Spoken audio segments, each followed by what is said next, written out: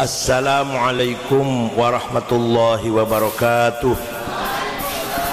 Bismillah, alhamdulillah, wassalatu wassalamu ala sayyidina wa maulana wa habibina wa syafi'ina Muhammad Rasulillah wa ala alihi wa sahbihi wa man tabi'a sunnatahu wa jama'atah min yaumina hadha ila yaumil ba'thi wan nahdah.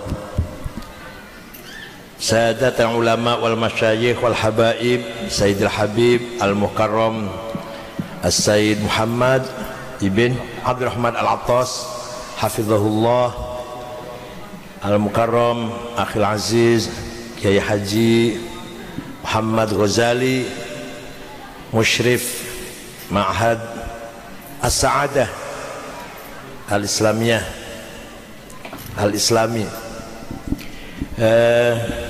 Ketua Wilayah Kiai Haji Dr. Zainuddin, yang saya hormati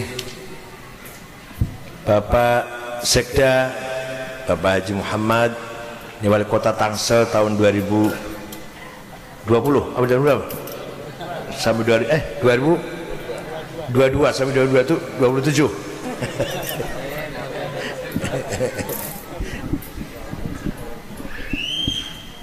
Bapak Kepala Kantor Kemenag dan Ketua Cabang Tangsel Akhil Aziz Ustadz Tahir, para tokoh masyarakat, para undangan, para wali murid dan anak-anak santri, santriwati pesantren As-Sa'adah. Oh ya, Bapak Kapolsek, Bapak Ustadz Abdul Qahar, yang saya hormati. Kepolisian harus dekat dengan pesantren untuk menjaga keamanan masyarakat. Bapak Ibu sekalian yang berbahagia, alhamdulillah, untuk pertama kalinya malam hari ini saya silatul arham dengan masyarakat Kota Tangerang Selatan di pesantren As-Sa'adah di bawah pimpinan Kiai Haji Muhammad Ghazali. Mudah-mudahan pertemuan ini atas kehadiran para ulama, para habaib dan bapak sekalian membawa barokah untuk kita semua. Di atas pundak kita ada dua amanat. Ada berapa? Dua amanat. Dua titipan, dua kepercayaan dari leluhur kita. Satu, amanat agama.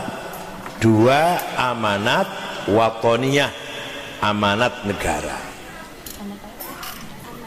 Kita mewarisi dari leluhur kita agama Islam ahli sunnah wal jamaah. Maka harus kita bela, harus kita perjuangkan, harus kita pertahankan. Belanya gimana? Dengan sweeping bawa pendung Allahu Akbar? Tidak. Belanya, mari, karena agama Islam itu agama yang mulia, maka cara membelanya harus dengan cara yang mulia. Karena agama Islam itu agama yang bersih, suci, maka cara membela agama Islam harus dengan cara yang bersih dan suci. Jangan dikotori.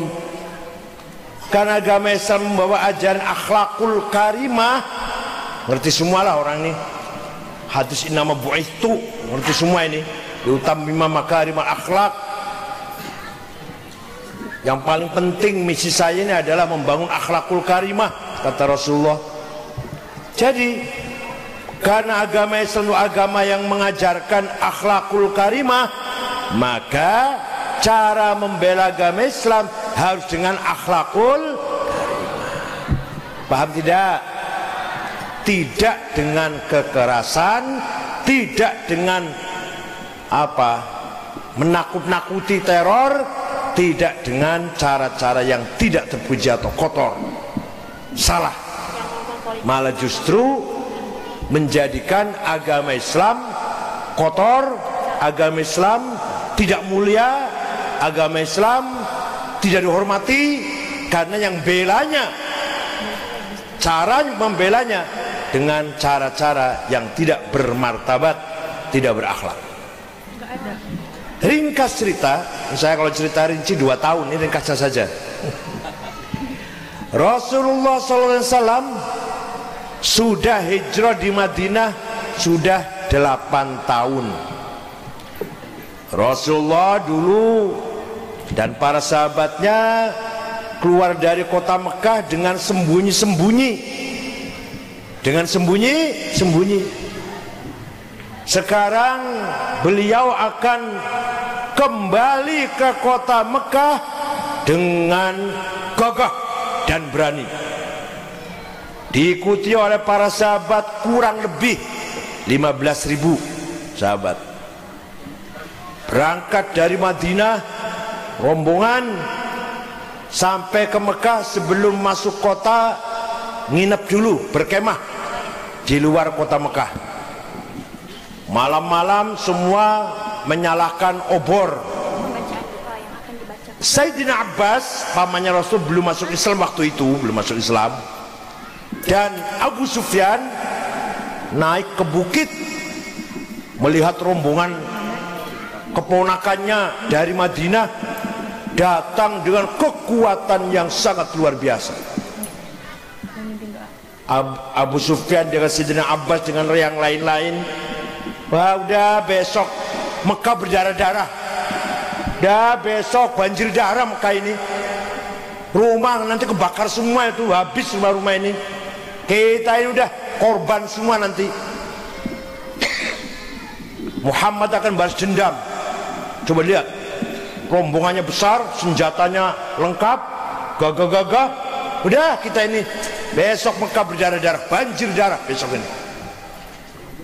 Begitu pagi Nabi Muhammad bersama rombongan masuk kota Mekah, ada yang yel-yel, al-yaumul malhamah, al-yaumul malhamah, hari ini hari berdarah-darah, hari balas dendam. Yang dulu bunuh kita bunuh lagi, yang dulu mukulin kita pukuli lagi, yang dulu injak-injak kita injak-injak lagi, yang dulu berkosa. Nabi dengar, siapa itu? Banser Rasulullah. Itu ada pagar nusanya juga, ada bansernya, ada dari Tangerang juga itu rupanya. Jangan salah. Bukan al-yaum, bukan yaumul malhamah. Hari ini bukan hari balas dendam. Saya datang ke sini al-yaum yaumul marhamah, al-yaum yaumul marhamah, al-yaum yaumul marhamah. Hari ini hari rekonsiliasi, memperkuat kembali, menyambung kembali persaudaraan. Karena seluruh kota Mekah itu saudara semua dengan Rasulullah, famili semua, suku Quraisy ya famili semua. Al-yaumul marhamah, silatul arham, dengan penuh kasih sayang. Tidak ada balas dendam. Semua penduduk kota Mekah saya maafkan. Namanya amnesti, namanya ini. Bukan amnesti pajak, amnesti sanksi. Saya maafkan semua, tidak ada balas dendam.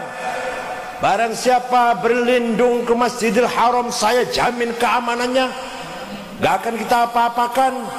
Barang siapa berlindung ke rumahnya tokoh Quraisy Abu Sufyan, saya tidak akan mengganggu, aman. Barang siapa mengunci dirinya dalam rumah, tidak melakukan perlawanan, gak macam-macam lah, tidak akan saya ganggu. Nabi gak mengatakan ayo Islam, enggak, ayo Islam surga, awas kalau enggak Islam neraka, enggak ngomong gitu juga. Setahu saya baca sejarah enggak ngomong gitu. Saya baca sejarah 13 jilid saya baca, Pak. Al-Kamil lil Imam Ibn Athir. Ada yang tidak percaya, 16 orang lari keluar dari kota Mekah ketakutan. Di antaranya anaknya Abu Jahal namanya Ikrimah. Kata Nabi, jemput itu, pulang-pulang, tidak ada balas dendam. Walaupun Ikrimah ke Abu Jahal, saya maafkan. Dengan demikian, hanya dengan akhlakul karimah, memaafkan, menyantuni, bukan berarti membantu uang, bukan, diberlakukan dengan sopan santun, lemah lembut, semua penduduk kota Mekah, Muhammad, wa ra'aitan nasa yadkhuluna fi dinillahi afwaja. Kamu lihat Muhammad, orang Mekah berbondong-bondong menjumpai kamu masuk Islam semua. Bi abi wa ummi antal karim ibnil karim ibnil karim. Demi ayahku, demi ibuku, engkau Muhammad orang mulia, putra dari seorang ayah yang mulia, cucu dari seorang kakek yang mulia. Masuk Islam semua, Pak. Nabi enggak pernah mengatakan ayo masuk Islam, enggak. Hanya mengatakan saya maafkan. Yang bersembunyi di rumah saya maafkan, yang bersembunyi di rumah Abu Sufyan saya maafkan, yang berlindung di Masjidil Haram saya maafkan. Enggak syaratnya masuk Islam, enggak. Hanya dengan demikian seluruh penduduk kota Mekah masuk Islam semua. Paham enggak cerita ini? Paham enggak? Paham enggak tujuan cerita ini? Paham enggak tujuan cerita ini? Membela agama Islam, front pembela agama Islam. Itu membelanya harus dengan cara akhlakul karimah. Paham betul? Paham tuh? Ini Nabi Muhammad nih masuk kota Mekah nggak mau ayo Islam, ayo enggak. Hanya bilang saya maafkan. Udah lupakan masa lalu, forget it, udah lupakan. Nggak ada balas dendam. Udah saya maafkan semua. Saudara semua kok ini. Kota Mekah ini saudara semua. Hanya dengan demikian masuk Islam semua. Kemudian setelah masuk Islam, rame-rame mecahin berhala yang ada di Masjidil Haram. Kalau udah Islam, gak usah disuruh, malu sendiri. Udah Islam masa masih ada berhala? Udah Islam masa masih tukang tongkrong di mana? Di mana tukang tongkrong di mana? Kalau mall sih nggak apa-apa, mall yang nggak apa-apa. Di tongkrong di lokalisasi itu apa namanya lah? Saya nggak tahu namanya pokoknya. Masa tongkrong di warung remeng-remeng, ya nggak pantas dong. Nggak usah dilarang. Asal sudah Islam, sudah santri, sudah NU, sudah jadi murid as-sa'adah, masa tongkrongnya di gituan, di tempat gituan, nggak malu. Nggak usah Kiai Rudalu, awas kalau ke sana saya pukul, nggak usah gitu ya. Asal sudah jadi santri as-sa'adah, malu sendiri nanti. Kalau betul-betul tapi. Nah, orang Mekah setelah masuk Islam tidak usah disuruh menghancurkan semua berhala yang ada di Masjidil Haram. Di atas Ka'bah namanya Hubal, ada namanya Allata, Uzza, Manah, Ya'u, Yahuth, Nasr, Suwa, Wad. Itu nama-nama berhala itu dihancurkan semua oleh orang Mekah sendiri yang sudah masuk Islam. Allah memuji Nabi Muhammad. Ya, kalau sudah Allah yang muji luar biasa, Bu. Kalau saya dipuji ibu, nggak bangga, nggak apa saya. Dipuji orang Tangerang nggak bangga. Orang segini muji saya semua, nggak ngaruh. Atau sebaliknya, orang segini ngenyek semua apa, menghina semua dengan nggak ngaruh. Dipuji sampean saya tidak bangga, dicaci maki nggak akan minder. Tapi kalau Allah yang muji, baru bangga itu. Orang yang muji dan yang caci sama aja dengan saya kok. Sama, sampean muji saya sama dengan saya. Sampean menghina saya, mencaci maki, membuli, medsos, menghina saya, itu sama dengan saya aja kok. Nggak ada bedanya, nggak ada lebihnya, gitu aja kok. Kalau yang muji itu Allah, nah Nabi Muhammad dipuji oleh Gusti Fabima rahmatim minallahi lintalahum walau kunta faddan ghalidhal qalbi lan faddu min hawlik fa'fu anhum wastaghfir lahum washawirhum fil amr fa idza azamta fatawakkal 'ala Allah innallaha yuhibbul mutawakkilin. karena kamu santun, karena kamu ramah, karena kamu pemaaf Muhammad, mereka berbondong-bondong ikut kamu Muhammad. Walau kunta fadzan ghalidhal qalbi, kalau kamu kasar ceramah kamu, kalau kamu congkak tindakan kamu, sudah ceramahnya kasar, kesana kemari bawa pentung, Masya Allah. Kalau kesana kemari kamu kelihatannya congkak, sombong, lan faddu min haulik, niscaya orang Mekah lari meninggalkan kamu Muhammad. Ini Quran Pak, ini Quran Pak, percaya enggak? Ini yang ngomong Quran ini. Jadi mengapa orang Mekah masuk Islam semua? Karena Nabi Muhammad akhlaknya akhlakul karim. Seandainya Nabi Muhammad kasar, congkak, sombong, pidatonya kasar, bawanya pentung, lanfaddu min haulik, mereka jangankan masuk Islam, malah lari akan membenci kamu Muhammad. Nih, makanya kalau menurut NU caranya bela Islam, karena Islam itu mengajarkan akhlakul karimah, cara belanya harus dengan cara akhlakul. Paham betul? Saya kalau dongeng ada tujuannya, bukan dongeng, bukan cuma cerita dongeng kosong, ada tujuannya. Paham nggak tujuan saya? Tujuannya dongeng ini falsafatut tarikh namanya, filsafat sejarah. Bukan hanya sejarahnya, bukan, tujuan dari sejarah itu apa, filosofinya. Ya. Walau kunta fadzan ghalidhal qalbi lan faddu min haulik Muhammad, seandainya kamu kasar, sombong, mereka akan lari meninggalkan kamu Muhammad. Fa'fu anhum, maafkan mereka. Wastaghfir lahum, mintakan ampun kepada Allah untuk mereka. Wasyawirhum fil amr, ajaklah musyawarah, diskusi, dialog, bukan dengan kasar tapi dengan dialog, diskusi. Bisa? Bapak bisa? Bisa enggak? Orang yang dulu mencuri sepeda motor, maafkan, doakan, minta maghfirah kepada Allah, kemudian diajak diskusi. Bisa? Jawab, enggak mau jawab gimana sih? Ada orang dulu pernah nipu 100 juta, nipu. Nah, maafkan, doakan mudah-mudahan diampuni oleh Allah, diajak diskusi. Bisa gitu? Lihat Nabi Muhammad tuh, Rasul disuruh oleh Allah begitu, maafkan, mintakan maghfirah kepada Allah, ampunan pada Allah atas dosa-dosa mereka. Dan sekarang ayo dialog, gimana bagusnya, gimana baiknya ke depan, gimana, ayo bareng-bareng. Ya Allah, ajaran Islam tuh, itu ajaran orang Mekah masuk Islam semua.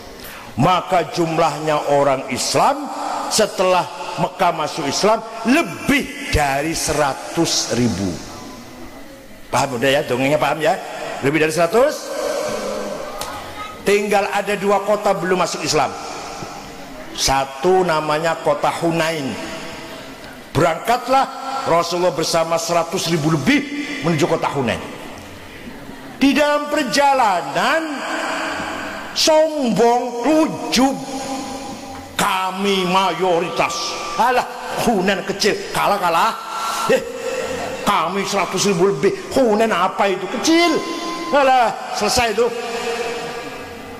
Bangga jumlahnya banyak, 87% umat Islam di Indonesia menang. Umat Islam boleh sama ini 87%. Apa kualitasnya ini? Ini apa ini kualitasnya ini? Warga NU 60 juta, 70 juta, alah warga NU nya kayak gini. Alhamdulillah sih, tapi jangan sombong gitu loh. Ini kak sahabat baru, sahabat mu'allaf baru dari Mekah, sombong. Kalau Sayyidina Abu Bakar, Umar, Utsman, Ali yang senior tidak. Ini yang baru-baru Islam ini. Alah, Hunain kecil, kita 100.000 lebih. Di tengah jalan di mendadak ada musuh menyerang. Lari semua, yang tadinya sombong tadi, lari semua terbirit-birit, kecuali Rasulullah bersama sahabat-sahabat yang senior nggak lari. wa yauma hunainin id a'jabatkum kathratukum falam tughni ankum syai'a wa dhaqat 'alaikumul ardu bima rahubat thumma wallaitum mudbirin. Surat apa, ayat berapa, cari sendiri, kayak enakan banget. Saya bacakan, saya artikan, saya dongengkan, saya tuh ayat nomor sekian, kayak enakan, cari sendiri di Quran ada pasti.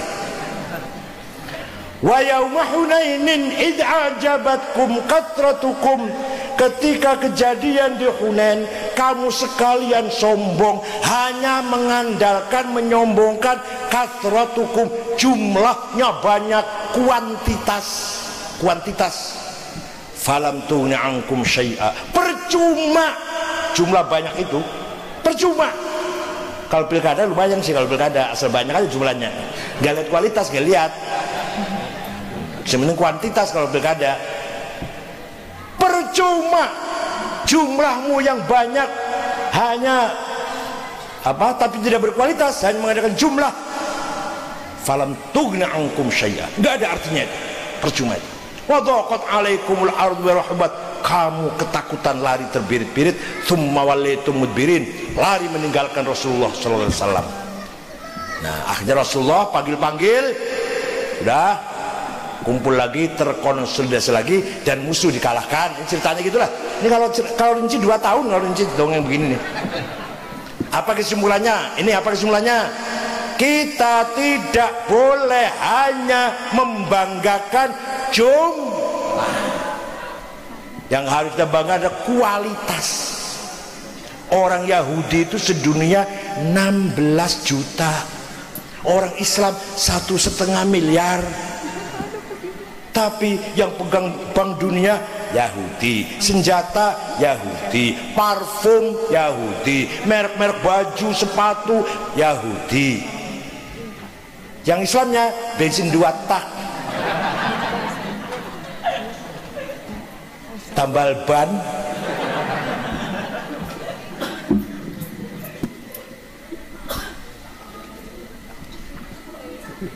Freeport Yahudi, bukan orang Tangerang, bukan. Tangerangnya apa? Apa? Tahu, paku tahu ada, paku tahu. Tahu ya, tahu. Apa? Tempe, rempeyek. Freeport adanya di kita, di Papua, miliknya kita, yang garap Yahudi.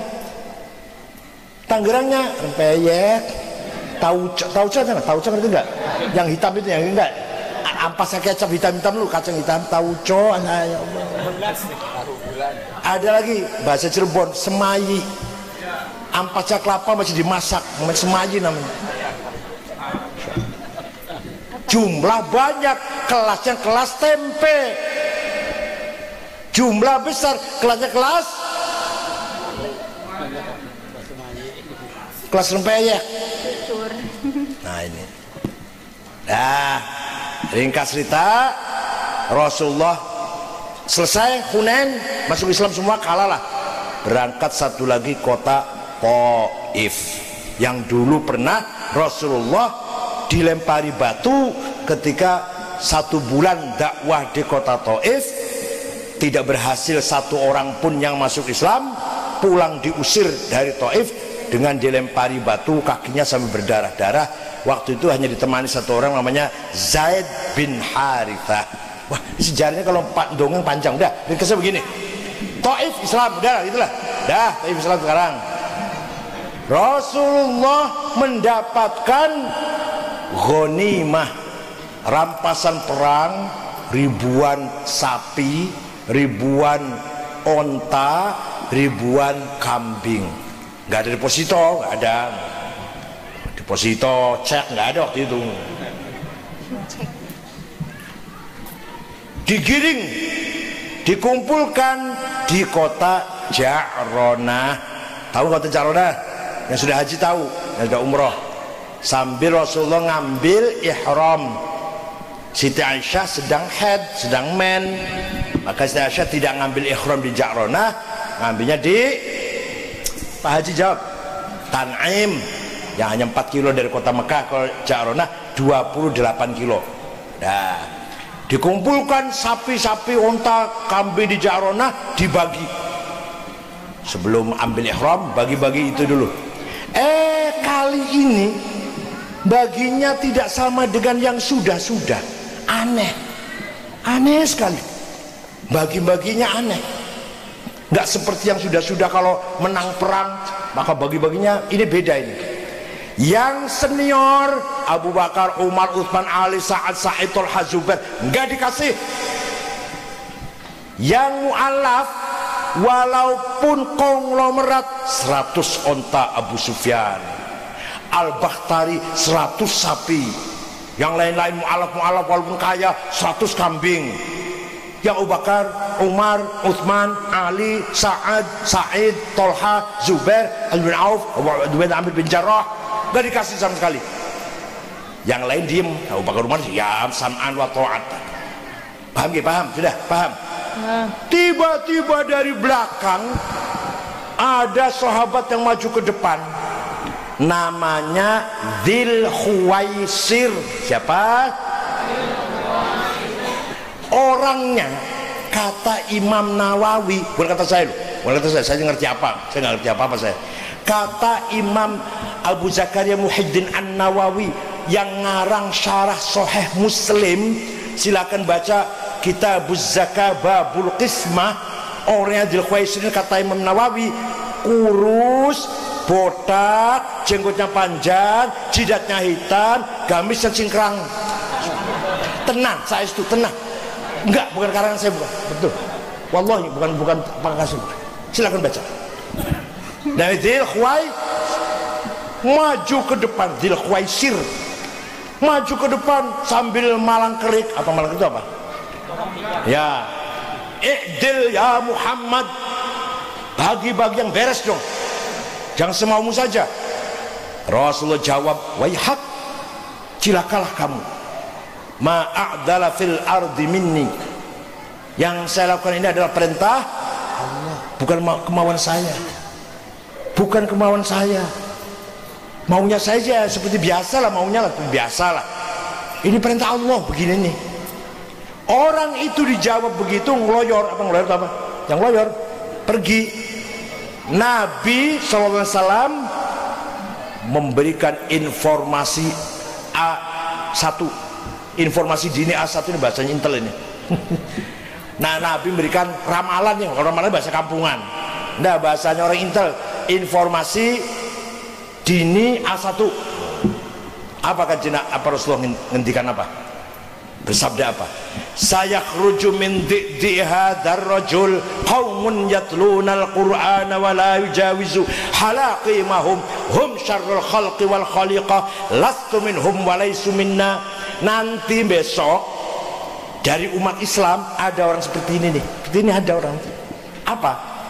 Hafal Quran, dalilnya Quran pakainya, tapi tidak melewati tenggorokannya, alias tidak paham substansi dari dakwah Islam. Mereka nanti itu, ini hadis loh Pak, 12 riwayat, silakan baca Sahih Muslim. Kalau nggak percaya, Kitabuz Zakah Babul Qismah.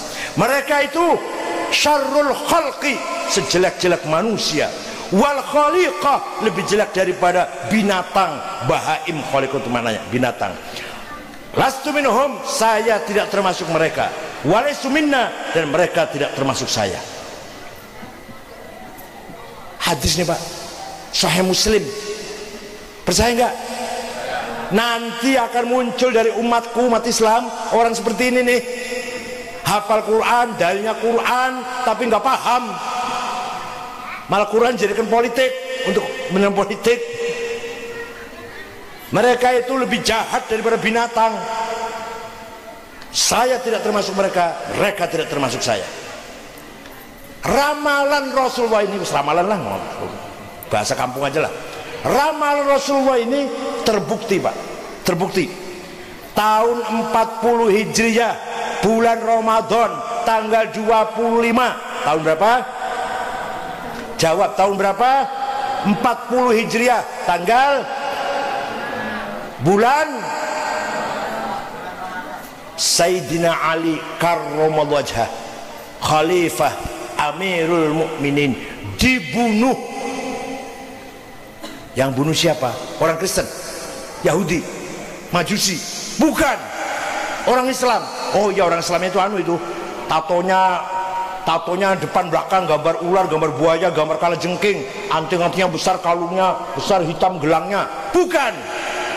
Bukan, rambutnya panjang itu. Enggak. Yang membunuh Sayyidina Ali itu namanya Abdurrahman bin Muljam, qaimul lail shaimun nahar hafizul Quran. Setiap hari puasa, setiap malam tahajud, hafal Quran. Yang bunuh Sayyidina Ali bukan preman, bukan orang Kristen, bukan orang Yahudi, bukan orang Muslim, bukan. Kenapa bunuh Ali dia? Ali kafir. Kata dia, Ali kafir. Kenapa kafir? Karena memutuskan hukum hasil musyawarah manusia, DPR lah. Jadi Sayyidina Ali itu kalau ada apa-apa musyawarah, ya gimana baiknya, tidak berdasarkan Quran langsung. Dan Quran mengatakan, wa man lam yahkum bima anzalallahu faulaika humul kafirun. Barang siapa tidak menjalankan hukum Allah kafir. Kalau kafir halal darahnya maka harus dibunuh. Ini namanya baca Quran tapi la yujawizu halaqimahum. Baca Quran tapi tidak paham, hanya di bibir, nggak melewati tenggorokan. Jadi kafir Ali itu, karena hukum yang dipakai hukum hasil musyawarah manusia, bukan hukum Quran. Malah waktu itu yang akan dibunuh 3 orang, Sayyidina Ali di Kufah, Sayyidina Muawiyah di Syam, Sayyidina Amr bin As di Mesir, gubernur itu. Hanya yang jam 4:30 atau jam 4:15 lah keluar dari rumah mau sholat ngimami subuh, Sayyidina Ali doang. Yang 2 tadi nggak keluar, apa sholatnya di rumah, apa subuhnya kesiangan, nggak tahu saya. Yang jelas hati-hati yang keluar sholat subuh pagi-pagi itu, hati-hati tuh. Yang jelas kalau yang di rumah selamat, nggak mati itu. Yang 2 gubernur hidup nggak mati. Yang Sayyidina Ali yang keluar yang mati. Jadi ramalan lah, prediksi Nabi Muhammad, ada muncul kaum radikal teroris dengan dalil Quran yang digunakan, dengan alasan Islam, dengan alasan bela agama, dengan lillahi ta'ala, alasan bela Allah. Akan terjadi besok. Tapi mereka ini sebenarnya yaqra'unal qur'ana wa la yujawizu halaqimahum hum syarrul khalqi wal khaliq. Paham kan? Paham gak? Ini saya sejarah bukan hanya dongeng, tapi harus paham apa artinya. Nanti nggak paham, nanti cuma dongengnya doang.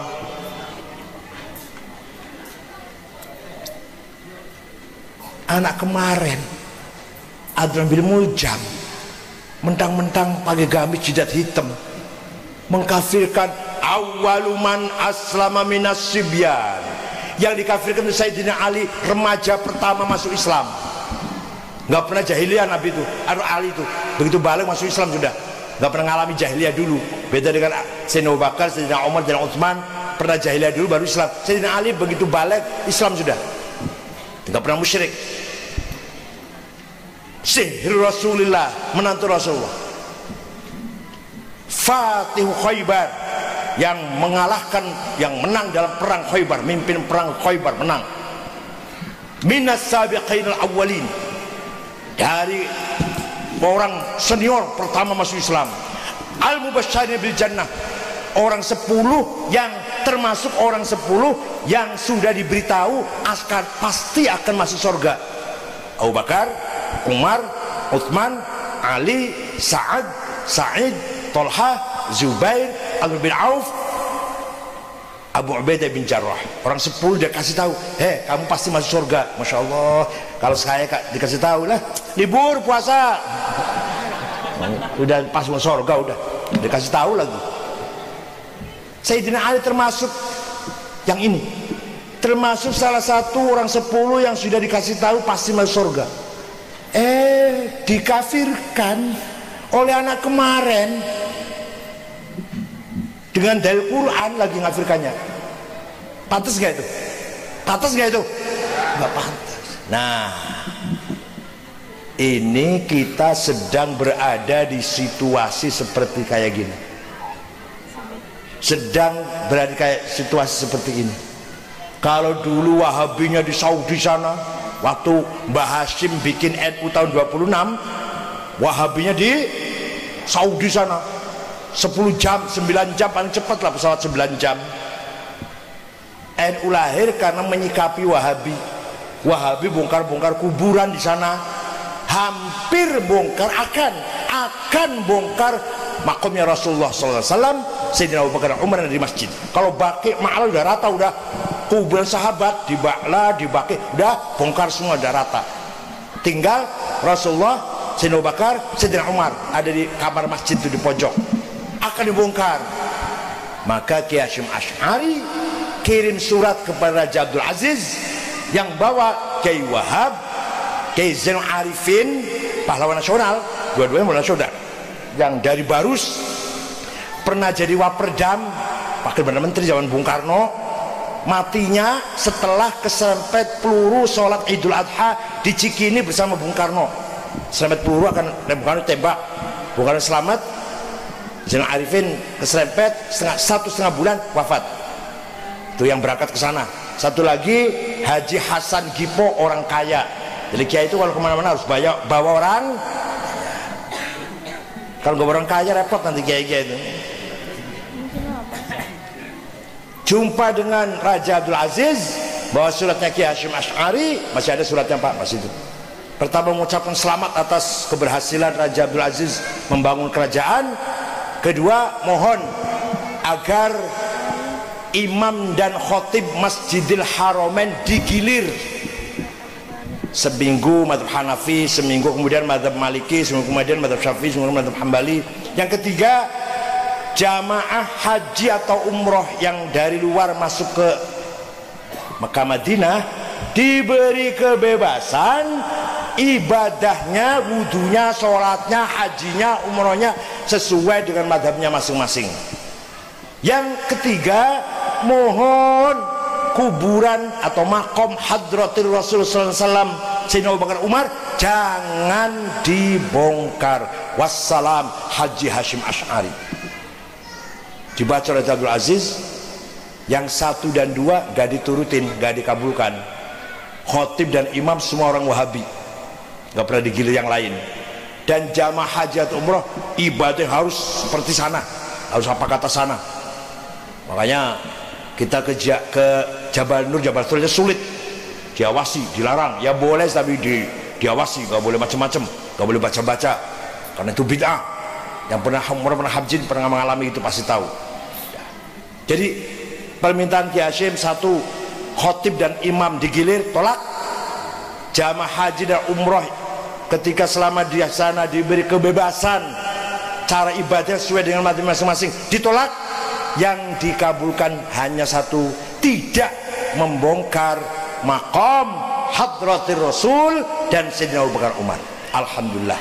Jadi sampai sekarang makomnya Nabi Abu Bakar Umar masih ada. Hakikatnya yang melindungi Allah, wallahu ya'simukan nas. Tapi syariatnya yang menyelamatkan adalah Komite Hijaz, utusan Kiai Haji Hasyim Asy'ari atas nama umat Islam negeri Jawi. Jadi bukan Pulau Jawa, bukan. Waktu itu negeri Jawa itu bukan Pulau Jawa. Yang Nusantara ini yang hidungnya pesek sebenarnya orang Jawi namanya. Termasuk Malaysia, apa, Sri Lanka, cuma namanya negeri Jawi waktu itu. Fatani itu Fatani. Brunei, Malaysia, cuma Jawi. Filipina Selatan dikabulkan. Pulang dari sana baru Hadratus Syekh Hasyim Asy'ari mendeklarasikan dengan resmi berdirinya Nahdlatul Ulama tanggal 16 Rajab atau 31 Januari 1926. Nah, Kiai Hasyim Asy'ari mendirikan NU untuk menyikapi cara berpikirnya Wahabi. Wahabinya di sana, Wahabinya di Saudi sana. Sekarang Kebetulan saya jadi ketua PBNU, Wahabinya di mana? Di Tangerang, di Tangsel, di mana-mana lah, di Bekasi, di Bogor, di Tangerang, di Depok, di mana-mana ini. Wahabinya di depan mata kita, di kanan kiri kita. Kalau kita tidak mempertahankan akidah Ahlussunnah wal Jamaah, amal Ahlussunnah wal Jamaah, dengan gigih mempertahankannya, pasti anak cucu kita gak kenal Nahdlatul Ulama, gak kenal tahlilan, gak kenal ziarah kubur, gak kenal hormat orang tua. Orang tua yang dikafir-kafirkan, minimal di bid'ah-bid'ahkan, minimal paling tidak dia ke bid'ah, kalau nggak malah dikafirkan malah. Paham nggak? Paham nggak? Jadi ayo anak-anak kita monggo sekolah, tapi didik di pesantren dengan ajaran nilai ahli sunnah wal jamaah. Seperti di sini as-sa'adah, di tempat-tempat lainnya silakan. Mana yang penting cari pesantrennya yang ahli sunnah wal jamaah. Ada pesannya bukan NU, ada kiai, ada 52 se-Indonesia yang bukan NU. Kalau di Cirebon namanya As-Sunnah, 80 ya udah, As-Sunnah itu di Cirebon. Direkturnya namanya Salim Bajri, Yusuf Ba'isa, ya Arab-Araban itu, Arab-Arab kampungan itu bahasa. Kalau di Jakarta, di Lenteng Agung, As-Soffah, ketuanya namanya Muhammad Abdurrahman, yang pernah dipenjara 1,5 tahun terlibat ngebom Hotel Atrium. Ngeruki semua itu, ngeruki Solo, di Sukabumi Cimanglit, di Bogor Cijeruk, di Tasikmalaya Indihiang, di Cirebon kita di Geraksan, di Garut Malambong ya, di Garut Malambong, di Kuningan Desa Manis Kidul, Jalaksana Kuningan, di Surabaya Jalan Arif Rahman Hakim Al Fitroh, di Jember Jalan Danang Toba Al Faruq, di Mataram Umar bin Khattab, di Bandar Lampung Ulil Albab, dan lain-lain. Ini pesantren bukan Ahlussunnah wal Jamaah, bahkan mendidik anak-anak muda kita dengan pendidikan Islam yang radikal, Islam yang ekstrim. Saya nggak mengatakan teroris, tapi semua teroris jebolan dari pesan seperti ini. Nggak ada pesan dari NU, nggak ada. Yang dari Cirebon Saifuddin pesan As-Sunnah, bukan pesan Kempek, Buntet, Babakan, Arjunang, bukan. As-Sunnah. Yang tadi itu saya katakan Salim Bajri tadi ngebom hotel, masjid Polresta Kota Cirebon sedang sholat Jumat. Syarifuddin juga pesan situ, ngebom Ritz-Carlton. Ahmad Yusuf dari pesan itu, ngebom hotel, ngebom gereja Betel di Solo.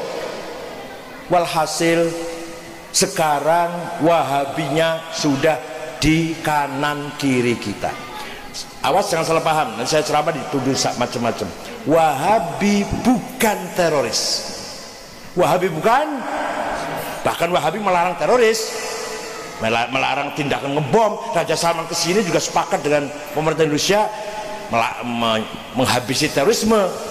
Tapi ajarannya karena mudah sekali mengkafirkan orang, membid'ahkan orang, satu langkah lagi menjadi teroris. Kalau berani, ada kesempatan, nekat, nganggur, ada yang ngasih uang, daripada nganggur, ngebom. Ajarannya udah keras kayak gitu. Walaupun dipesan jangan ngebom, jangan bertindak teror, Wahabinya pesan gitu. Tapi ajarannya karena ini bid'ah, ini haram, ini musyrik, ini dolal, ini finnar. Wah, ini orang NU yang suka tahlilan, yang musyrik ini bunuh aja sekalian. Gitu jadinya. Satu dikit lagi, tinggal berani apa tidak, ada kesempatan apa enggak, ada yang biayain apa enggak, ada yang danain apa enggak. Paham? Oleh karena itu Nahdlatul Ulama dengan pesantren benteng Ahlis Sunnah wal Jamaah, membela Islam dengan akhlakul karimah. Kita juga wajib bela Islam, tapi dengan akhlakul karimah. Ya dakwahnya dengan akhlakul karimah. Contoh yang gampang, kita jadi calo bis di terminal, bisnya bagus, supirnya pinter, monggo, kalau bahasa Jawa ya, atau silahkan naik bis saya. Bisa baru keluar 1 minggu dari pabrik, full AC, full video, toilet ada, snacknya ada, supirnya, waduh, Jakarta Semarang 2,5 jam, dijamin selamat deh. Monggo, silakan, mangga. Kira-kira tertarik kan? Sekarang bisnya bagus bisnya, supirnya pinter, harganya pun kadang murah. Ayo, bisa ya? Kalau enggak saya gebukin kamu. Enggak mau, saya gebukin kamu. Maunya ke bisana ya, saya bakar nanti bisana itu. Kira-kira Bapak tertarik nggak naik bis yang seperti itu, yang calonnya lah. Kita mendakwakan, mengajak orang begitu, mari masuk Islam. Islam itu agama yang moderat, toleran, ramah, menghormati perbedaan, tolong menolong, gotong royong, solid, anti kekerasan, anti terorisme, anti radikalisme. Mari membangun kebersamaan, memperkuat masyarakat. Kan tertarik? Ayo masuk NU. Kalau enggak saya gebukin kamu. Lari dari NU. Ayo masuk Islam. Karena Islam bagus, supirnya Nabi Muhammad pintar, langsung ke surga sudah. Nabi Muhammad supir yang paling pintar, yang paling top. Kalau ibarat bis supir lah ya, pemimpin lah. Islamnya bagus. Kalau enggak, saya gebukin kamu. Maunya ke sana ya, saya bakar di situ tempat ibadah itu. Gimana itu? Jadi masuk Islam nggak orangnya tadi? Masya Allah. Saya ke Jepang Pak, nggak mengatakan ayo Islam, nggak, hanya saya menceritakan kebaikan Islam. Saya cerita kebaikannya agama Islam. 12 orang masuk Islam Pak, termasuk yang punya hotel yang saya tidur di situ, yang punya pabrik pengalengan ikan, yang punya kapal penangkap ikan. Kemudian sudah pulang, ada 2 lagi nyusul dari sana, masuk Islam di PBNU, dari Jepang 2 orang juga. Saya pernah ceramah di Hong Kong, di lapangan Victoria, nyeramain TKW, bukan nyeramain siapa-siapa. Yang saya ceramah TKW, tapi diantara TKW ada yang diantar beberapa, bukan diantar beberapa, banyak diantar oleh majikannya ikut nganter, ikut lihat moto-moto. Ada majikan yang pengen ngerti ceramahnya saya, jadi tanya apa itu, ngomong apa itu. Saya ngomong manusia itu bahasa Arabnya insan itu harmoni, intim, akrab, anis, anisah, insan, anas, tadi harmonis, akrab. Islam salam, damai, mari kita hidup dengan damai. Dengarkan ceramah saya diterjemahkan oleh TKW-nya itu, 2 orang masuk Islam, 2 langsung syahadat setelah saya ceramah. Gitu, paham nggak? Nah, jadi kita berkewajiban bela agama Islam, tapi karena Islam itu mengajarkan akhlakul karimah, maka dakwahnya harus dengan cara akhlakul. Yang kedua, kita punya warisan amanat menjaga NKRI. Kenapa sih? Kenapa amanat NKRI ini? Karena yang membangun, bukan hanya membangun, yang berjuang, yang berkorban, berdarah-darah, nyawa pun hilang, jutaan para ulama, para kiai, yang korbannya Belanda, korban Jepang, jutaan para kiai ini. Kalau saya cerita rinci, 1 malam nggak selesai. Diponegoro, Pangeran Diponegoro ditangkap tahun 1830, dibuang ke Makassar. Dari tahun 1830 sampai tahun 1970 tahun, kiai-kiai yang berontak itu 120 kali mati semua itu. Pemberontakan kiai ya karena sendiri-sendiri, sporadis, nggak ngerti berorganisasi, nggak ngerti bikin konsolidasi kebersamaan, sendiri salah berontak, ya mati semua. Hanya 70 tahun 120 kali pemberontakan dipimpin oleh para ulama, termasuk dari Malang namanya Hamid Roshid atau Hamid Roshidin, sudah nama jalan sekali di Malang. Ada yang dari mana, dari Banten, banyak sekali nama-namanya. Itu yang korban penjajahan Belanda. Kiai Hashim Asy'ari sendiri dipenjara oleh Jepang 1 bulan di penjara Mojokerto. Keluar tangan kanannya nggak bisa bergerak 1 bulan. Bukan hanya ngomong, Mbak Hashim di penjara. Pengawalnya namanya Kang Solihin dari Babakan Cuaringin itu, ya Kiai Solihin. Waktu itu masih santri, Kang Soleh kemana-mana ngikutin Mbah Hashim, di penjara ikut digebukin berdarah-darah. Kiai dari Cirebon, dari Babakan Ciwaringin. Ya Allah. Ya.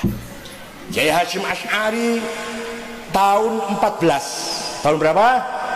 1914. Sudah punya gagasan besar, sudah punya visi misi, kalau bahasa sekarang lah, sudah punya agenda besar. Apa?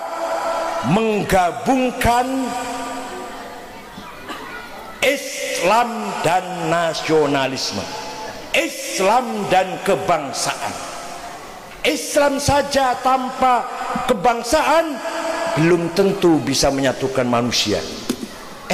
Buktinya sekarang, waktu Mbah Hashim Asy'ari ngomong gitu, barangkali orang masih belum yakin tuh. Sekarang Islam saja nih Pak, tanpa kebangsaan, Timur Tengah tuh, Arab tuh. Kebangsaan tanpa nasionalisme, tanpa agama, nasionalisme yang kering, sekuler, liar, nggak ada punya spirit, nggak punya value, nilai. Harus bersatu, harus jadi satu. Islam dan nasionalisme, Islam dan mencintai tanah air. Sampai Mbah Hashim Asy'ari punya jargon hubbul waton minal, membela tanah air bagian dari iman kepada Allah. Barang siapa sudah beriman kepada Allah tapi tidak cinta tanah air, belum sempurna imannya. Sampai gitu sampai. Malah saking terkenanya ini dikira hadis. Nabi bersabda hubbul waton iman. Bukan hadis SAG. Ini SAG yang ini biasanya tuh yang sarjana alim enggak, bodoh enggak itu.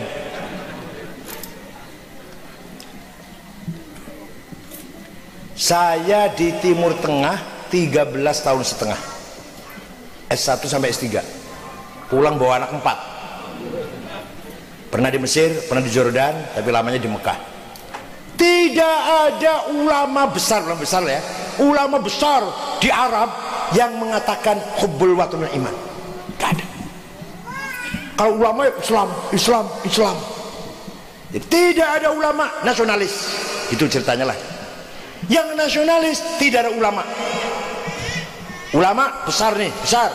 Said Qutb, Muhammad Qutb, Muhammad Ghazali, Said Sabiq, Said Hawa, Hasan Turabi, Yusuf Qaradawi, Zaki Muhandis, At-Tilmisani, Al-Hudaybi. Enggak nasionalis. Yang nasionalis bukan dari ulama, Hafidz Asad, Saddam Hussein, Hasan Bakar, Abdul Qasim Qasim, Jamal Nasir, Muhammad Najib, Anwar Sadat, Husni Mubarak, Muhammad Qaddafi, Habibur Ghaiba, Hawaribur Madian. Nasionalis bukan ulama. Yang ulama bukan nasionalis. Di Indonesia ini Hadratus Syekh Haji Hashim Asy'ari, pendiri ulama, nasionalis, ulama. Ya Allah, ini luar biasa loh Pak. Jangan dikira Mbah Hashim ulama kecil, ulama kampungan yang hanya bisa ngimami tahlil. Enggak. Dikira Mbah Hashim cuma bisa ngimami istighotah. Itulah Mbah Hashim itu. Mutolak kitabnya bukan hanya kitab fikih, di samping hadis fikih, kitab-kitab dongeng, sastra cinta apa dibaca, Kitabul Funun dibaca itu. Terus di pinggir apa dicatat, kasih catatan kaki di pinggirnya itu. Kitab ceritalah sastra. Bukan kitab fikih saja, bukan kitab hukum saja, tafsir saja. Dah. Sampai Kiai Hashim Asy'ari perintah pada Kiai Wahab bikin mars.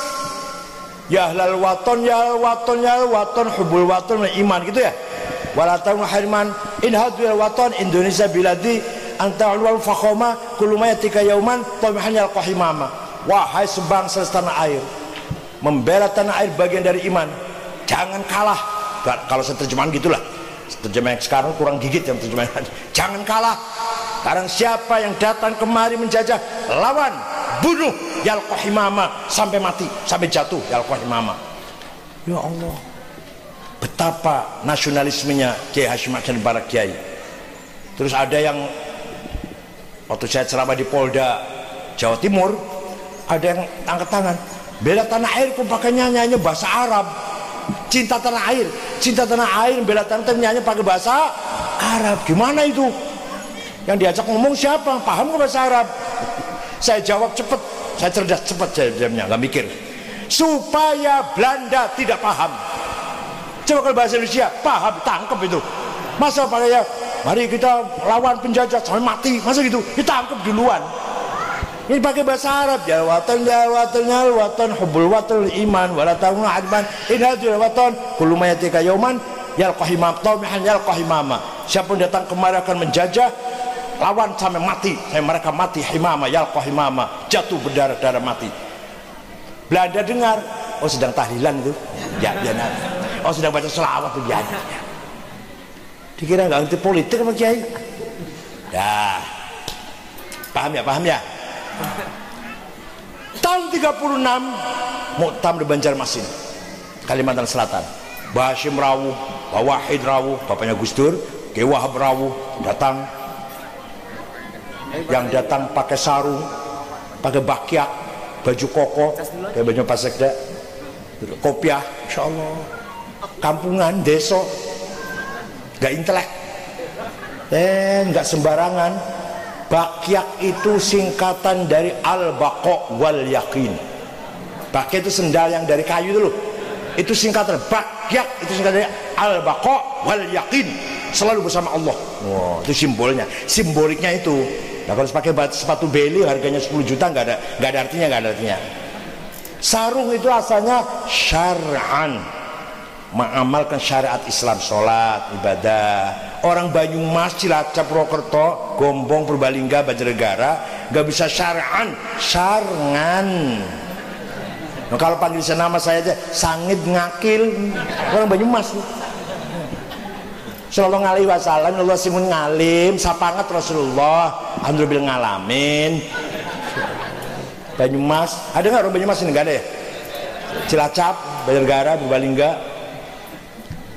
Sarungan, pakainya baju koko, aslinya walibasut taqwa dzalika khair. Quran itu pakaian paling baik, pakaian takwa.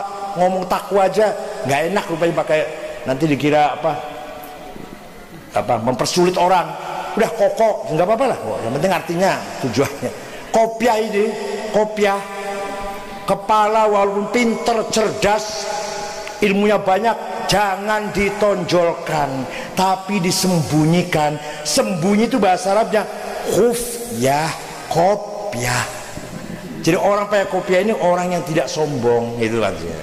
Ada orang pakai kopiah kok sombong, salah terbit, harus dicabut dari peredaran itu, harus diralat. Pakai kopiah kok sombong. Pakai kopiah itu simbol tidak sombong, khufyah, menyembunyikan kebesarannya, jangan menampilkan, jangan menampakkan. Dah, kiai yang desa kampungan pakai bakyak sarung itu, keputusannya Muktamar Banjarmasin, kami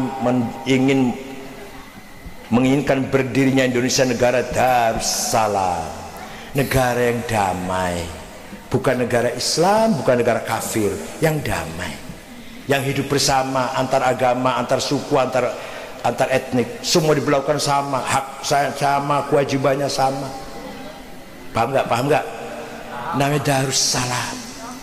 Warga negara Indonesia, agamanya apapun, sukunya apapun, Sunda, Jawa, Madura, Batak, Dayak, Bugis, Ambon, Papua, Cina, Arab, India, sama, harus bayar pajak, taat undang-undang, itu kewajibannya itu. Nah, haknya, kalau anaknya masuk sekolah ya diterima semua, anaknya Cina, anaknya Jawa, anaknya Sunda mau masuk sekolah, masa dilarang? Oh kamu Cina, jangan nih.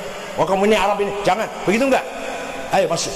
Sakit, masuk rumah sakit, wah ini Cina, jangan masuk nih. Walaupun dari Indonesia, tapi ini Cina, jangan nggak terima di rumah sakit ini. Begitu enggak? Ya enggak, semua sama. Nah, begitu pula berhak politik, mencalonkan bupati, mencalonkan wali kota, mencalonkan gubernur, mencalonkan presiden, haknya sama. Soal ente senang apa enggak, ya jangan dipilih kalau enggak senang. Paham enggak? Ente enggak senang pilihan gubernur, ya jangan dipilih. Tapi dia punya hak jadi DPR, jadi menteri, jadi lurah, jadi RT, Cina, Arab, India, Jawa, Sunda, Batak, Dayak, Ambon, Bugis, Madura. Wah ini Madura ini, jangan, awas jangan sampai nyalon jadi bupati Madura ini. Jangan sampai nyalon bupati Tangerang, wali kota Tangerang. Karena apa? Madura ini. Boleh nggak itu? Jangan ada calon di Tangsel dari Madura. Boleh nggak itu? Nggak boleh. Semua penduduk Tangsel boleh mencalonkan jadi wali kota. Boleh. Nggak senang, ya jangan dipilih. Itu aja. Tapi dia punya hak. Paham betul? Ngomong ini dikira bela Ahok. Gobloknya orang itu saya ngomong gini. Nggak senang Ahok, ya jangan dipilih. Nggak senang, ya jangan milih, itu aja. Tapi dia punya hak warga negara, hak jadi calon presiden pun boleh. Cina boleh, Arab boleh, India boleh, Madura boleh, Sunda boleh, Jawa boleh. Calon jadi presiden, mencalonkan diri jadi presiden, boleh nggak? Makassar, Bugis, Sukala boleh. Orang Papua hitam boleh, calon presiden boleh. Ente nggak senang sama calon A, ya jangan dipilih. Senangnya si B, ya pilih si B. Gitu aja kan dadak sholat Jumat di Monas. Hebat amat Ahok ya, sampai diserang oleh 3 juta. Masya Allah. Nih, waktu saya fatwa mengatakan tidak sah, saya digoblok-goblok. Banyak ulama yang mengesahkan sholat Jumat tidak di masjid.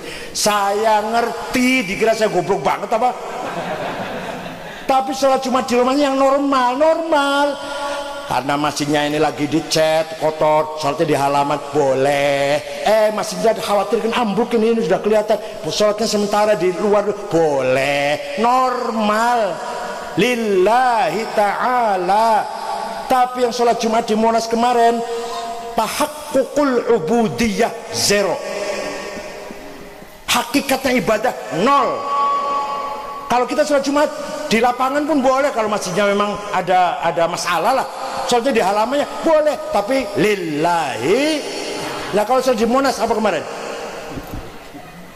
Kalau yang dari Cirebon sambil jalan-jalan ngeliat Jakarta, mumpung ada yang biayain. Yang dari Cirebon kalau di Tangerang, dari Tangsel nggak tahu saya. Nah itu sholat Jumat di Monas, niatnya mumpung ada yang ngasih duit 300.000 dari Cirebon, lihat-lihat Jakarta. Saya sendiri Pak, saya sendiri tahu Jakarta itu baru tahun 74 baru pada tahu Jakarta. Setelah tamat Liboyo baru tahu Jakarta saya. Padahal dari Cirebon ya ke Jakarta, aduh saya bayangan saya tuh kayak apa kota Jakarta, Monas, Ragunan, apa Ancol. Saya tahu Jakarta tahun 74. Tamat dari Liboyo baru lihat Jakarta. Ke Ragunan, ke Taman Mini, saya main-main. Sebelumnya nggak pernah itu. Jadi orang berangkat ke Monas waktu kemarin, ada yang ngongkosin 300.000 dari Cirebon, Indramayu, sambil jalan-jalan Jakarta gratis malah. Bukan sholat Jumatnya, bukan kesini itu. Ayo gimana? Sholat Jumat nyata gitu gimana itu? Ayo bersamaan gimana? Tahakkukul ubudiyah. Hakikatnya ibadah. Ada kan di situ? Kita yang sholat di masjid lillahi ta'ala, insya Allah dapat hak ya bu, entah berapa persennya dapat. Tahqiqul ubudiyah ada, bener-bener ibadahnya itu ada, bener-bener ibadahnya tuh, entah 5%, entah 2,5%. Saya sholat ke masjid lillahi ta'ala, Allahu Akbar, ya dapat hakikatnya ibadah berapa persen? Mau 2,5% tapi masih ada. Jadi kalian sambil jalan-jalan, sambil lihat Jakarta, sambil yel-yel, gimana itu kira-kira? Wallahu a'lam. Menurut saya tidak sah, menurut saya. Ya. Tahun 45 merdeka. Agustus, September, Oktober. Ada berita sekutu mau nyerang Indonesia. Mau merebut kembali Indonesia, diserahkan kembali ke Belanda. Nggak mengakui kemerdekaannya. Membentuk pasukan namanya pasukan Nika. Setelah perang dunia selesai, Jepang kalah, Jerman kalah, Turki kalah, datang ke Indonesia pasukan Nika di bawah pimpinan Brigjen dari Inggris namanya Brigjen Malabi. Bung Karno, Pak Harta, Jenderal Sudirman musyawarah. Gimana ini? Ya kita lawan. Siapa yang lawan? Ya tentara. Waduh, tentara masih capek, baru istirahat sebulan, baru Agustus meletakkan senjata, suruh perang lagi, belum tentu mau, belum tentu bisa digerakkan dengan semangat. Jadi gimana? rakyat saja melawan, dikeroyok, bahasa Arabnya intifadhah. Itu seperti rakyat Palestina tuh, lempari batu, tanknya apa ya, mobil perang Israel itu dengan batu, namanya intifadhah, namanya dikeroyok, pakai batu, pakai ketepel, pakai kayu, pakai bambu, itu namanya intifadhah, rakyat yang melawan. Nah, yang bisa mengerahkan rakyat agar melakukan intifadhah itu siapa? Kiai Haji Hasyim Asy'ari itu bisa, itu bisa, itu orang itu bisa itu kalau mengerahkan rakyat itu.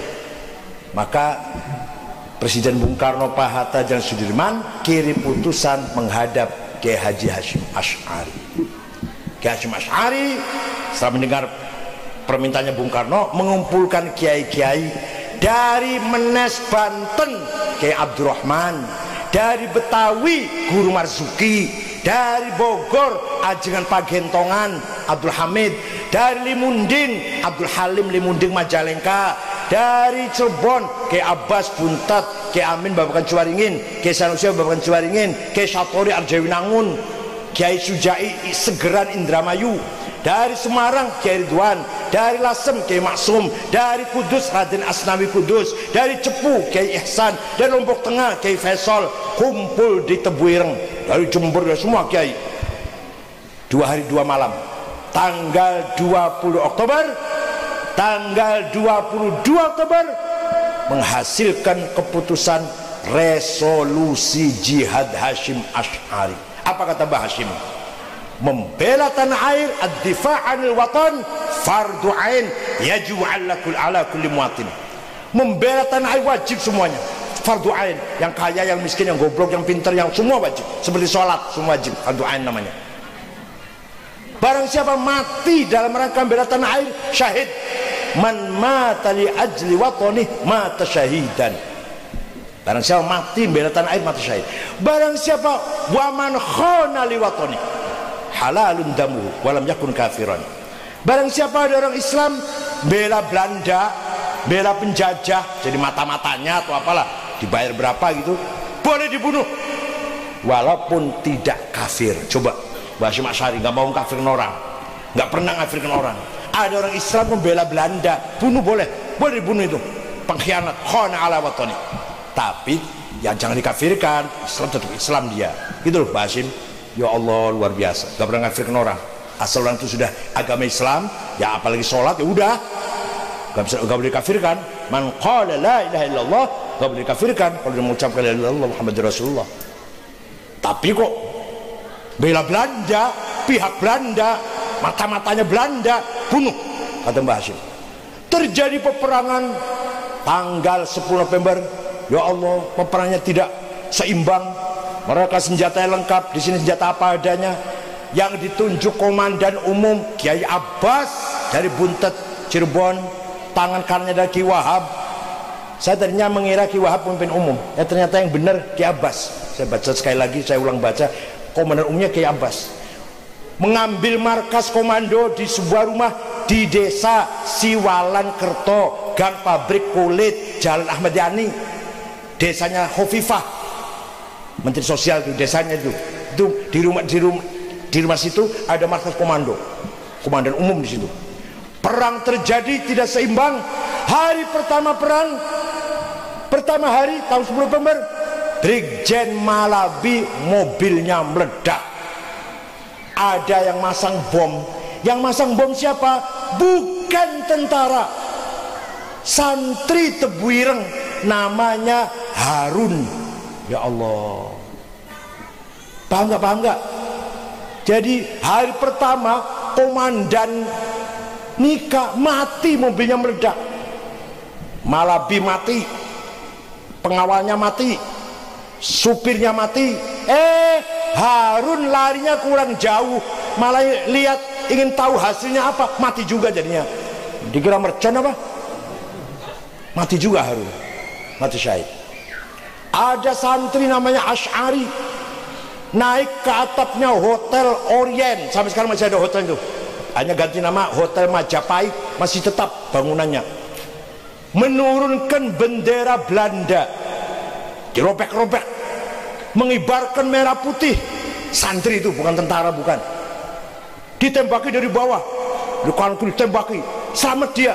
Rupanya pakai akik apa entah apa bacan apa enggak, saya enggak nyebut nama akik, enggak, nanti dikira apa iklan pakai akik, hebat pun selamat. Jadi santri ini berperan luar biasa dalam mewujudkan kemerdekaan bangsa Indonesia. Oleh karena itu kita tinggal meneruskan. Dulu yang berjuang sudah Kiai Hashim Wahid Hashim, bapaknya Gus Dur, salah satu anggota PPKI, Panitia Persiapan Kemerdekaan Indonesia. Ketuanya Soekarno, sekretarisnya Muhammad Hatta, anggotanya Kiai Haji Agus Salim Syarikat Islam, Karim Zakir Muhammadiyah, Wahid Hashim NU, Abi Kusno Muhammad Yamin, Laimena non muslim, Maramis non muslim, 9 orang panitianya.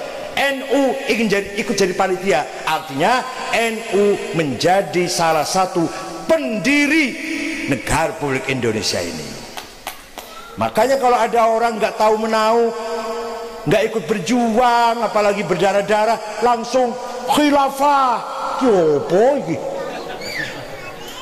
ikut bangun Indonesia, tidak ikut berjuang, enggak. Kita nih nggak ikut berjuang kan, waktu merdeka sudah masa lalu, sudah tinggal menjaga, merawat, mengawal NKRI. Jangan macam-macam. Dah, NKRI dibangun oleh para ulama, NU ya iya, Muhammadiyah iya, Syarikat Islam ya iya, dulu jadi panitia. Kristennya ada, nasionalisnya Soekarno Hatta. Dah, tinggal kita juga menjaga, merawat amanat, warisan, titipan, kepercayaan dari Allah. Man laisa lahu ard laisa lahu tarikh, wa man laisa lahu tarikh laisa lahu dzakirah. Barang siapa tidak punya tanah air, nggak akan punya sejarah. Sejarah di mana adanya? Jadi karena orang punya tanah air. Oh, sejarahnya raja itu, Raja A, Majapahit, Raja Sriwijaya, Raja B, ya karena punya tanah air. Paham nggak? Kalau nggak punya tanah airnya nggak ada sejarahnya. Karena pedalaman, ya nggak ada sejarahnya, nggak ada tanah airnya. Artinya nggak punya negara, konstitusi, nggak punya institusi. Suku Kurdi suku besar pak, ulamanya besar-besar, alim-alim. Sulaiman Al-Kurdi yang ngarang kitab Tahrir, anak Syabandiyah itu juga suku Kurdi. Nggak ada sejarahnya pak, karena nggak punya negara. Sebagian ikut Iran kecil, bagian ikut Irak besar, bagian ikut Suriah kecil, bagian ikut Turki besar jumlahnya. Jadi suku Kurdi itu Turki, Suriah, Irak, Iran, negaranya ini. Tidak punya tanah air, Kurdi nggak punya. Hilang sejarahnya pak, hilang. Man laisa lahu ard laisa lahu tarikh, wa man laisa lahu tarikh laisa lahu dzakirah. Barang siapa tidak punya tanah air akan tidak punya sejarah, tidak akan punya sejarah, dan tidak akan dikenang oleh generasi yang akan datang. Kita bangun pesantren di atas tanah, kita bangun masjid di mana? Di atas, bukan di atas angin kan, bukan. Oleh karena itu tanah air dulu mari kita pertahankan. Di Irak, di Afghanistan, Suriah, Irak sudah 1,5 juta lebih orang mati. Tiap hari bom meledak. Sesama Islam, sesama Irak. Afghanistan, mazhabnya Hanafi semua, Sunni, Hanafi semua itu. 1% Syiah, ya 90% Hanafi. Tarekatnya cuma satu, Naqsyabandiyah. Perang terus. Adanya Presiden Hamid Karzai dibom sedang sholat Idul Adha, mati dengan jamaahnya. Di Suriah udah 500.000 orang mati. Yang perang orang Islam, yang orang Kristen nonton. Di Irak ada orang Kristen, di Suriah ada orang Kristen, nggak ikut perang. Yang ikut perang sama Islam ini, ikut perang ini. Suriah yang lari dari tanah airnya 5 juta, yang mati di jalan, kedinginan, kelaparan, kecelakaan 100.000 orang Suriah itu. Syekh Said Ramadan Al-Buti, ulama tafsir, alim, lagi ngajar di masjid, dibom, mati semua jamaahnya, beliau pun syahid. Mau Indonesia seperti itu? Mau di Indonesia seperti itu? Sekali lagi, mau Indonesia seperti itu? Ya harus kita jaga, harus kita kawal tanah air ini. Siapapun yang macam-macam harus kita lawan sebenarnya, seharusnya. Kepada Pak Wali Kota dan pemerintah lah, kepolisian, jangan ragu-ragu. Kapolres, jangan ragu-ragu dengan NU, dengan Ansar Banser, jangan ragu sedikit pun. kami sudah sejak dulu, sekarang dan seterusnya tidak akan berkhianat dengan Republik Indonesia. Sejak sebelum merdeka, proses-proses perjuangan kemerdekaan, dan sekarang di era apapun selalu berperan mempertahankan, menyelamatkan NKRI. Ketika ada kasus-kasus apapun, ada pemberontakan PKI, ada pemberontakan apa saja di era reformasi, macam-macam, NU tetap yang penting NKRI selamat berdasarkan Pancasila dan Undang-Undang Dasar 45. Lah kalau mau dakwah, ayo kita bangun Islam di atas tanah air Indonesia. Pesantren, madrasah, tahfidz Quran, majelis taklim, zikiran, ayo yang rame di atas tanah air yang kokoh, tegak, bersatu, kuat. Ayo tanah air aman, ayo kita bangun masjid, pesantren, madrasah, tahfidz Quran, majelis taklim, zikiran, istighosah, gitu loh. Bukan tanah airnya di goyang-goyang Pancasilanya, belum tentu berhasil, yang jelas sudah konflik. La illam yantahil munafiquna walladzina fi qulubihim marad wal murjifuna fil madinati lanughriyannaka bihim thumma la yujawirunaka fiha illa qalila. Ayat berapa? Surat apa? Gimana? Cari sendiri. Saya rakun banget sudah. Ini Quran ini Pak, Quran Ibu. Ada Quran pasti baca ada. Orang-orang yang membuat resah di Madinah, ini Quran ngomong sama Nabi Muhammad, wal murjifuna fil madinati, orang bikin rusuh resah, bikin goncang di Madinah, lanughriyannaka bihim, saya izinkan kamu serang mereka, wa tsumma la jawirunaka fiha, jangan biarkan hidup menjadi tetanggamu di Madinah. Usir mereka Muhammad, jangan biarkan hidup di Madinah. Orang bikin resah, rusuh, goncang, tidak aman, bikin apa? Bikin rasa takut apalagi. Paham nggak? Paham nggak? Paham tidak? Kalau di Tangerang Selatan ada orang yang perbuatannya bikin resah, bikin rusuh, bikin konflik, bikin rasa takut, menyebarkan rasa takut, bikin tidak tenang, diapakan? Jawab, diapakan? Wah, nggak berani kalian jawab. Jawabnya kelihatan ragu-ragu gitu, nggak berani nih kelihatannya nih. Diapakan? Sekali lagi ayat Qur'annya, wal murjifuna fil madinati lanughriyannaka bihim thumma la yujawirunaka fiha illa qalila. Orang-orang bikin rajfah, bikin gaduh di kota Madinah, lanughriyannaka bihim, saya izinkan kamu Muhammad serang mereka. Thumma la yujawirunaka fiha, jangan menjadi tetanggamu, jangan hidup bersama-sama di Madinah, maksudnya jangan jadi jironmu di Madinah, usir mereka. Ya Allah, ini ayat ini jarang kiai baca. Apakah kelewat apa nggak paham? Saya nggak tahu tuh. Lagi-lagi khutbah, lagi-lagi ini ayat ini nggak pernah disinggung lah, khutib itu. Ada lagi sering disinggung tapi artinya nggak tahu khutibnya paham apa enggak. Saya yakin nggak paham itu. Tapi sudah dibaca, wala udwana illa 'alal zalimin. Memang Rasulullah setiap khutbah pasti ngomong gitu, wala udwana illa 'alal zalimin. Ayo bunyi bareng, wala udwana illa 'alal zalim. Artinya ngerti enggak? Tidak boleh ada permusuhan kecuali kepada yang melanggar hukum. Tidak boleh ada permusuhan karena beda agama, beda suku, beda partai, beda pilpres, pilgub. Gak boleh menjadi musuh itu. Satu saja yang boleh musuh, zalimin, melanggar hukum. Pejabat korupsi, itu musuh kita. Teroris, pelaku pembunuh, perampok, pemerkosa, musuh. Pengedar narkoba, bandar judi, pelaku judi, pijet. Ada nggak sih pijet? Ada ya kok tanya. Itu musuh kita itu. Selama orang itu tidak melakukan kezoliman, kemaksiatan, kezoliman, tidak boleh dianggap musuh. Nggak boleh musuh. Wah ini Cina ini musuh ini, nggak boleh. Kalau Cinanya melanggar hukum karena pelanggarnya itu, bukan karena Cinanya. Kristen ini musuh, nggak boleh. Kalau orang Kristen melanggar hukum karena pelanggar hukumnya itu, bukan karena Kristennya. Paham tidak? Ya Allah. Khotib Jumat selalu baca wala udwana illa 'alal zalimin. Tapi saya yakin, yakinnya la yafham, nggak paham khotib itu. Coba suruh ngartikan, coba ngerti gak di artinya coba?